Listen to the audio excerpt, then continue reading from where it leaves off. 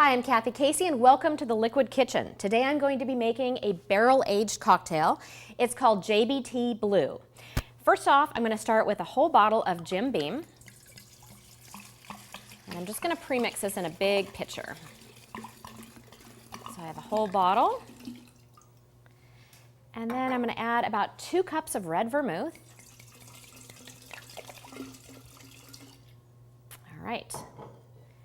And a cup and a half to 2 cups of Sauza Blue tequila. A little bit more.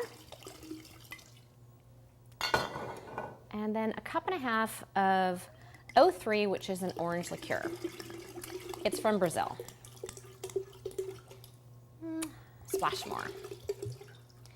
And then about a cup of Campari.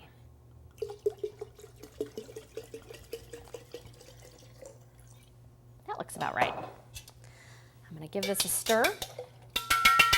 Now that would be ready to go into your barrel.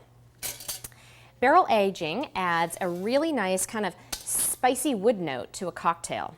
I have some that's already done here. I'm going to go ahead and pour some off. I let this age in a small barrel like this for about 3 weeks. It depends upon your batch size and your barrel size. This one is 3 weeks. For larger barrels, you could go like 3 months. Really adds a nice complexity to your cocktail. Kind of mellows the flavors. All right. I'm gonna ice this. Give it a stir. I have a really fun antique glass here that I'm going to pour this into.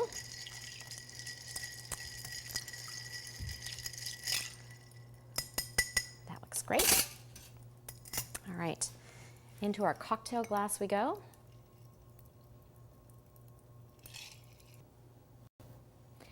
And that's a barrel-aged JBT Blue cocktail.